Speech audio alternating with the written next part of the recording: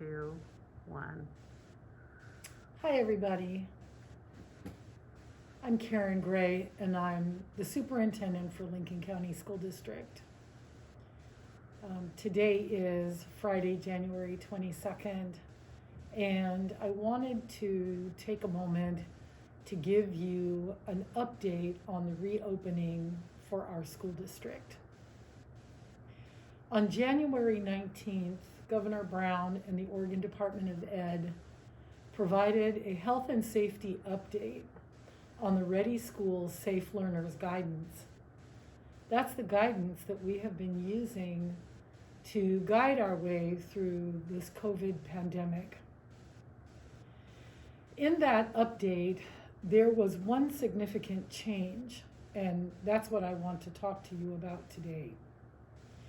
That is that the metrics used for school districts around reopening was changed. Now the metrics allow for different numbers to designate whether a school district is in the green zone, the yellow zone, the orange zone, or the red zone. And these numbers don't necessarily match up to county metrics.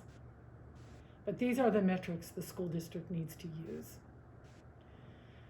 When those metrics changed, if a school district was in a county that had between 50 and 199 cases of COVID in a population of 100,000, of course our population is half that, but if the numbers matched up to that, you were in the yellow zone.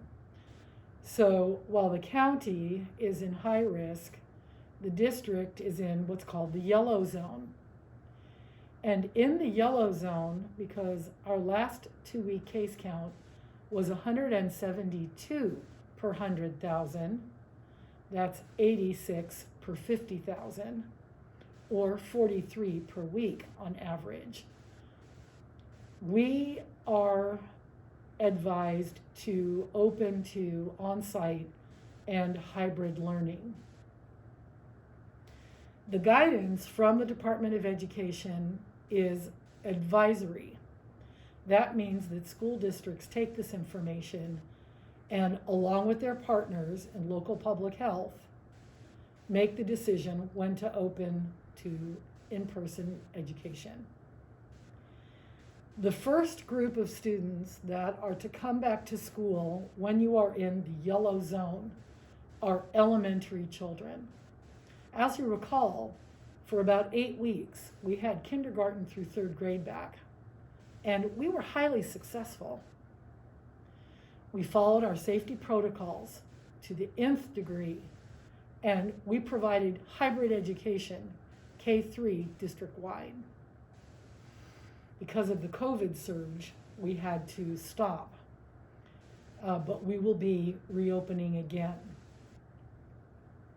Once a school district has successfully added back their elementary students, the next group of students would be middle school, and the last group of students would be high school. Secondary students, given the cohorting regulations, that's the number of kids in a group, is very difficult to do at the high school level because of the numbers of kids and the classes they take and the way high school is. So they would come in last.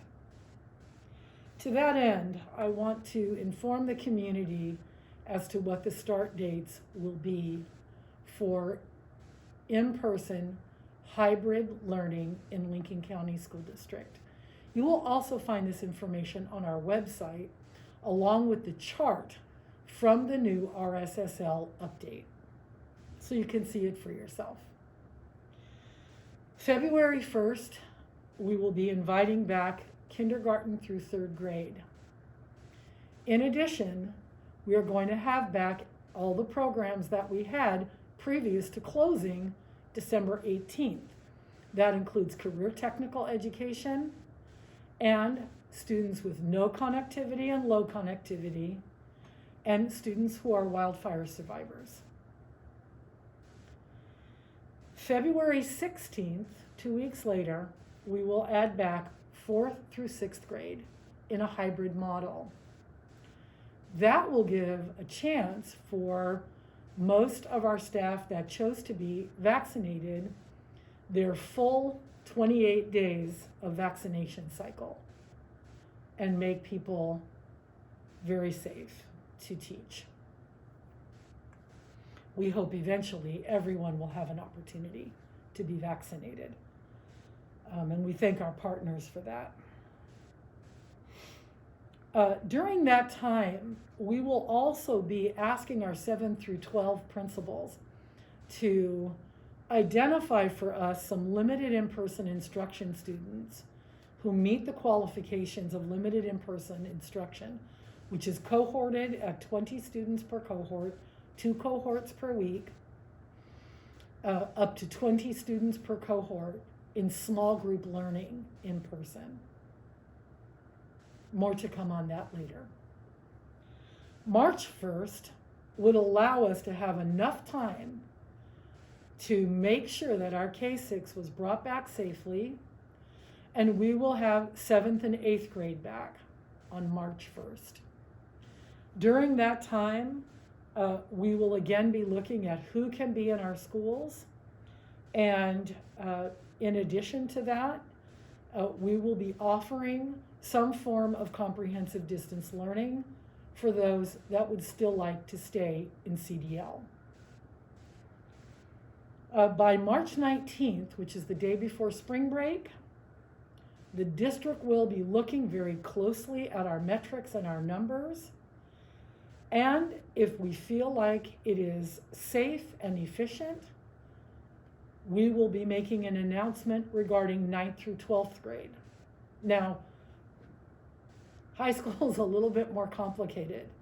Term 3 for high schoolers begins February 8th. We will not be ready to have high schoolers back.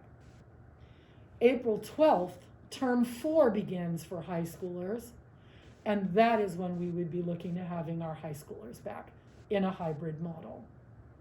Again, we will be offering a K-12 CDL option for core classes throughout, and also for our medically fragile students. More information about that to come.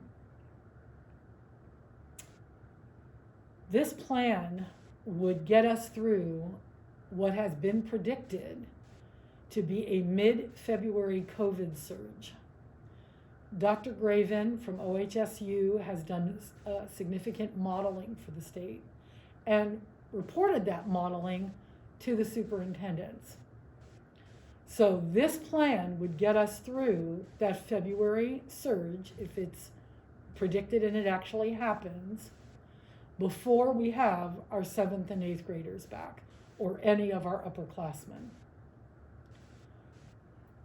So we feel that staggering the students coming back, but making sure that every student has an opportunity to come back in an in-person, 2 days a week synchronous, 3 days a week asynchronous model is going to get us ready for what we believe will be a full opening, full day, all day K-12 opening in the fall of 2021.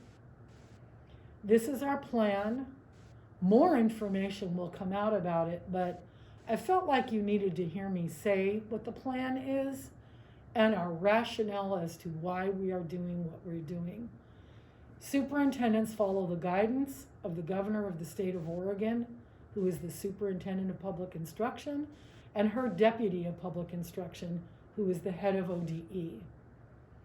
We believe that in partnership with public health and their wonderful cooperation with the school district and desire to get kids back to school, that this is a safe plan for us to bring our kids back to school, while still offering options for those that do not want to come back.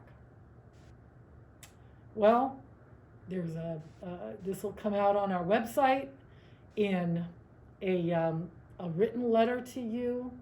I encourage you to email me if you have questions.